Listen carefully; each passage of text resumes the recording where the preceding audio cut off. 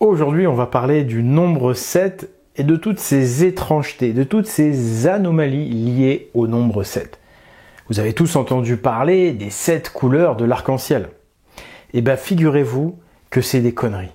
Il n'y a jamais eu 7 couleurs dans l'arc-en-ciel. Eh bien, avec le nombre 7, tout est un peu comme ça. Derrière le rêve en apparence, il y a souvent une entourloupe.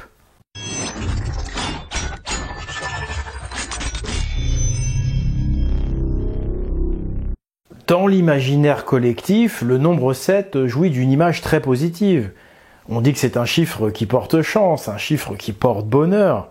On dit que c'est un nombre qu'on retrouve naturellement dans la nature. Bon, là on a vu que c'était un peu loupé avec les 7 couleurs de l'arc-en-ciel, et on va voir qu'avec les 7 notes de musique, cette tendance va se confirmer. Mais on retrouve quand même le nombre 7 associé à Dieu, notamment parce que c'est vraiment le nombre sacré le plus présent dans la Bible et le Coran. Cependant, dès qu'on va chercher plus loin, dès qu'on dépasse ces clichés autour du nombre 7, on s'aperçoit qu'il y a une autre facette de ce nombre qui apparaît et qui est pas du tout positive. Le chiffre 7, rien que par sa graphie, il représente une faux, la faux ou la faucille de la mort, si vous préférez. Et effectivement, le nombre 7 est associé au dieu de la mort dans toutes les autres religions, mis à part celles qui sont monothéistes et qui dominent actuellement. Il y a même des expressions très populaires, qui ne sont pas du tout liées ni à la religion, ni à rien du tout, qui associent directement le nombre 7 à Satan. C'est vous dire. Donc c'est vraiment ancré. Alors, qu'est-ce que c'est que cette double facette du nombre 7, positif en apparence, mais quand on creuse, ça devient carrément satanique? Bon, on va regarder tout ça dans cette vidéo. Mais il est évident que le nombre 7, il est là pour nous signifier quelque chose. C'est un code. Ce qui nous renvoie donc au code des pyramides, où j'avais déjà parlé du nombre 7. Et j'en profite pour vous annoncer donc que le code des pyramides 2 sortira au mois de juin, donc 2024, pour ceux qui regardent la vidéo en 2025.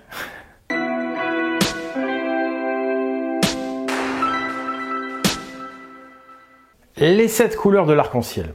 Est-ce que vous êtes déjà amusé en regardant un arc-en-ciel, vraiment, à essayer de compter les couleurs? Vous allez vraiment avoir du mal à en trouver 7. Globalement, l'œil humain peut distinguer 5 à 6 couleurs dans l'arc-en-ciel. Alors d'où ça vient cette histoire de 7 couleurs? C'est tout simplement Isaac Newton, le grand scientifique Isaac Newton, qui a de manière dogmatique acté le fait qu'il y avait 7 couleurs dans l'arc-en-ciel. Il a même carrément inventé une couleur pour ça. Il a inventé la couleur indigo pour l'occasion. Sauf que moi, dans l'arc-en-ciel, franchement, j'arrive pas à voir où c'est l'indigo. Donc qu'est-ce qu'en pensent les médias traditionnels? On est sur Radio France là. La théorie de Newton est ainsi fondée sur une idée quasi mystique. Le scientifique est convaincu qu'un lien existe bien entre la couleur, la musique et le chiffre 7. Si cela n'est resté qu'une conviction personnelle, et si certaines de ces théories ont depuis été réfutées, il n'en reste pas moins que la représentation de l'arc-en-ciel selon Newton avec ses 7 couleurs reste une idée incontournable de notre société. Oui, mais c'est surtout un mensonge incontournable, malheureusement. Et puis donc il s'appuie sur la musique, il parle des 7 notes de musique. Oui, mais le problème c'est que les théories qui ont mené aux 7 notes de musique sont pas beaucoup mieux. Aujourd'hui, tout le monde reconnaît que il n'y a pas 7 couleurs dans l'arc-en-ciel et que Newton, on ne sait pas pourquoi il a fait ça, on ne sait pas, il s'est tapé un délire. Le Figaro est beaucoup plus clair sur le sujet. Combien de couleurs compte un arc-en-ciel? Saviez-vous qu'il n'a pas 7 couleurs? Alors pourquoi Newton a fait ça? Est-ce qu'il avait une connaissance particulière? Est-ce qu'il avait une volonté particulière par rapport à ce nombre 7? En tous les cas, beaucoup continuent à croire dans ce mensonge des 7 couleurs de l'arc-en-ciel.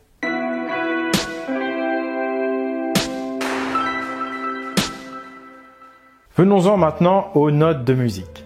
Une note, en fait, c'est une fréquence. Et exactement comme pour les couleurs, où il existe une infinité de couleurs, et ces couleurs d'ailleurs sont liées également à des fréquences, à des longueurs d'onde plus exactement. Eh bien, en musique, dans la sonorité, c'est une histoire de fréquence aussi. Et il existe une infinité potentielle de notes. En fait, on a décrété, on a choisi de normer à 7 notes de musique. Mais c'est vraiment le fruit d'une convention humaine de vouloir normer les choses.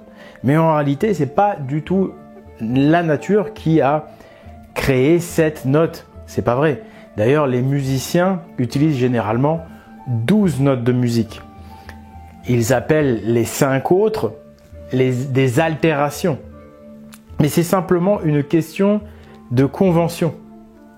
C'est pas du tout naturel. Donc dire que les 7 notes de musique, c'est la preuve que le nombre 7 est lié à Dieu ou à la nature, en fait c'est fallacieux. Alors là, l'origine de ces 7 notes, c'est encore un homme haut placé. Là, c'est pas Newton, c'est un moine italien. Un moine italien, donc église romaine, qui s'appelle Guido d'Arezzo. C'était en l'an 1025. Et donc c'était un prêtre qui a décrété qu'il y aurait 7 notes de musique. Un prêtre qui lit la Bible où le nombre 7 est le nombre sacré.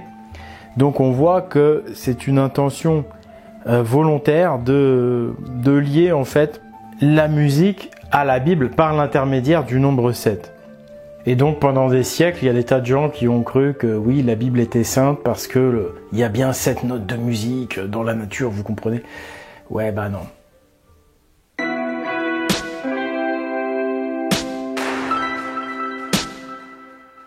Venons-en maintenant au jeu de hasard et à la machine à sous, où vous savez, pour rafler la mise, rafler le gros lot, il faut faire 3 sets. Donc là, on a un lien évident entre l'argent facile, la cupidité et le nombre 7. Mais c'est vrai que d'un autre côté, si vous gagnez, vous allez être content, vous allez être chanceux de toucher 3 sets. Donc finalement, il y a encore une sorte d'ambivalence. D'un côté, le nombre 7 va porter chance, c'est lui qui peut te rendre riche. Mais d'un autre côté, dans la profondeur des choses, les jeux de hasard, c'est mal. L'argent facile, c'est mal. On va prendre les religions, et y compris les religions monothéistes, elles disent que les jeux de hasard, c'est mal. Et c'est vrai que moralement, c'est vraiment pas top. Et donc là, pour le coup, ces jeux, entre guillemets, diaboliques ou sataniques sont associés au nombre 7 de manière directe.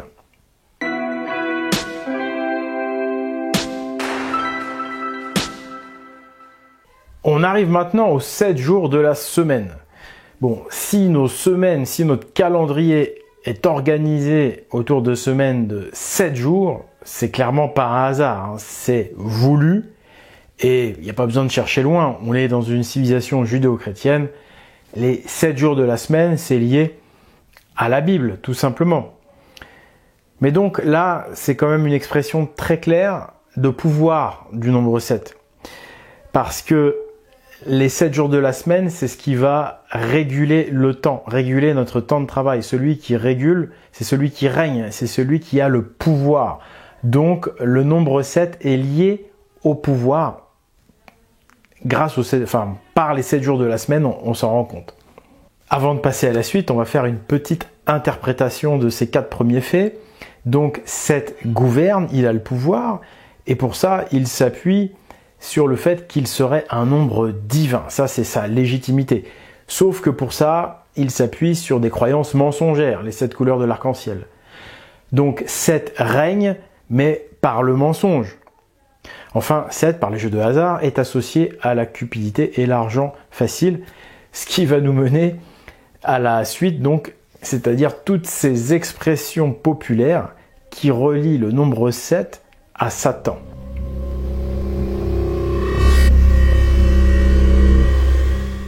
Première expression populaire, Satan le diviseur. Satan le diviseur, c'est une expression pour dire diviser pour mieux régner. C'est celui qui va semer le chaos, provoquer des conflits entre les gens, comploter, semer la discorde pour régner. Ça, c'est Satan le diviseur. Oui, mais figurez-vous que c'est aussi 7 le diviseur. Le nombre 7 en tant que diviseur. Ouais, Ça paraît un peu tiré par les cheveux comme ça, mais vous allez voir, c'est hyper astucieux. En fait, le nom de Satan est lié au nombre 7. Et le nombre 7 est un diviseur qui était utilisé par tous les bâtisseurs traditionnels, les bâtisseurs égyptiens, les bâtisseurs de cathédrales. Ils avaient coutume de diviser par 7. Tout simplement parce que pour obtenir le nombre pi, il y a une approximation qui est 22 divisé par 7. Donc 22 divisé par 7, ça fait à peu près le nombre pi. Et ça, c'est super pratique quand on n'a pas de calculatrice. 7 est donc un diviseur naturel pour obtenir le nombre pi. Et les Égyptiens utilisaient justement une unité qui s'appelle la palme et qui est une coudée divisée par 7. Donc leur unité principale, les Égyptiens, la coudée, ils la divisaient en 7 palmes. Toujours pour les mêmes raisons de simplification, d'arriver à 22 septièmes pour le nombre pi. Bref, le nombre 7, quand on est géomètre, etc., c'est vraiment le nombre pour diviser. En tout cas, chez les anciens, c'était le cas. Donc c'est vraiment super intéressant cette géométrie des anciens parce qu'ils étaient pleins de bon sens.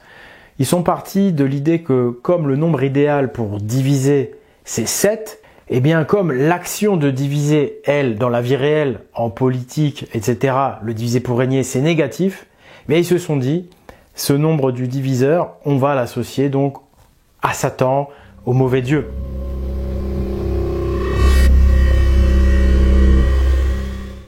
Voyons maintenant l'expression 7 ans de malheur. 7 ans de malheur, c'est une expression qu'on a coutume de dire lorsqu'on casse un miroir.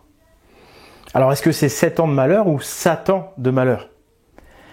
La nuance est très intéressante parce que le miroir, c'est vraiment quelque chose qui est lié traditionnellement à Satan. Satan, il n'est pas que diviseur, il est aussi inverseur. Il pratique l'inversion accusatoire, il inverse la vérité. Eh bien, quand vous regardez un miroir, vous vous regardez dedans, vous levez la main droite. Eh bien, lui, dans le miroir, le reflet de vous-même, il va lever la main gauche. Vous avez remarqué? Donc, ce reflet de vous-même dans le miroir, il fait exactement l'inverse. Donc, le miroir, c'est un faux ami, en fait, parce qu'il fait tout presque pareil, mais en fait, il fait l'inverse. Et donc, quand on dit 7 ans de malheur en brisant un miroir, bah, finalement, on s'adresse à ce fameux miroir. On pourrait dire miroir de merde. Bon, bah là, on appelle le miroir par son petit nom, Satan. Et puis, on a fait un jeu de mots, 7 ans de malheur, au lieu de Satan de malheur. Comme ça permet d'associer Satan au nombre 7, encore une fois.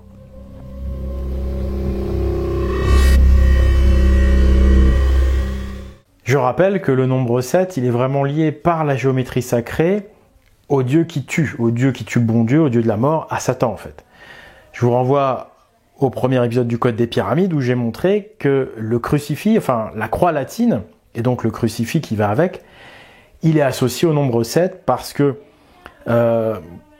pour inscrire le nombre 7 dans un cercle, il faut tracer d'abord une croix latine. Donc la croix latine permet d'obtenir le nombre 7 dans un cercle et c'est ce qui la relie. Donc cette croix latine au nombre 7, une croix donc qui est reliée au meurtre, à la mort du bon Dieu. Ensuite, on a le mot secte. Une secte, c'est très négatif. Bon, bah, une secte, vous avez vu, il faut enlever le C, ça fait 7. Hein.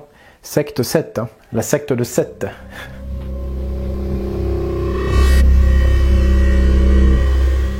Saturne, c'est la 7e planète dans le système solaire, si on compte la Lune.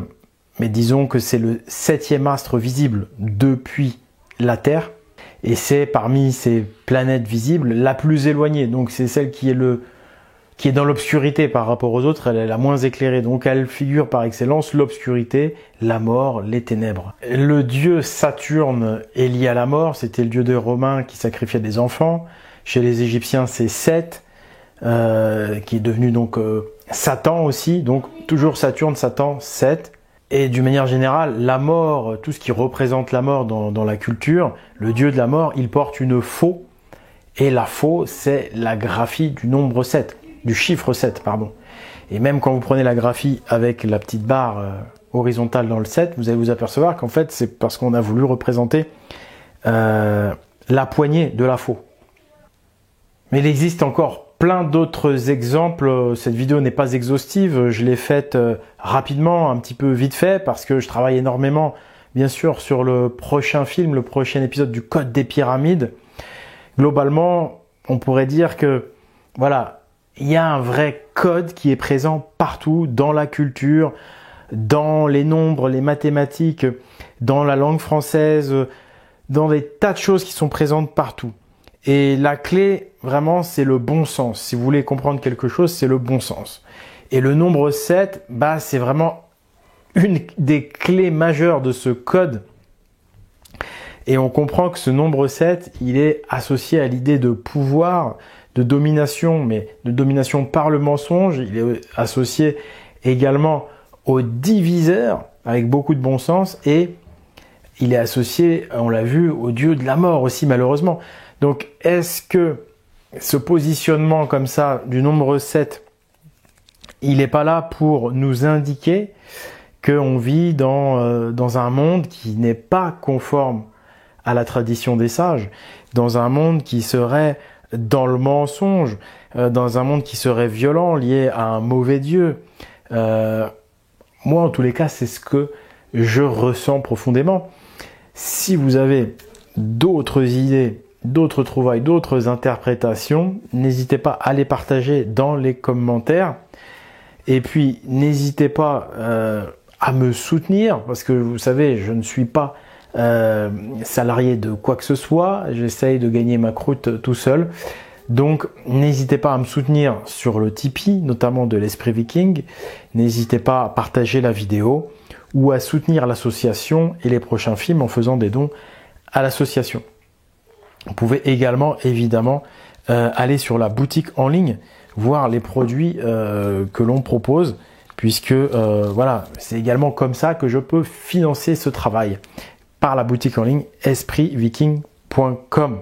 Voilà, tout ça, c'est des nécessités matérielles dont j'aimerais vraiment me passer, mais il faut bien vivre avec ce monde dominé par l'argent, dominé par 7. On n'a pas d'autre choix que de se plier à ces règles, en attendant peut-être un jour de passer dans un autre monde avec d'autres règles. Voilà, merci pour votre attention. Je vous salue respectueusement et je vous dis à bientôt. C'était donc Oleg de Normandie pour la vérité et la justice. Au revoir.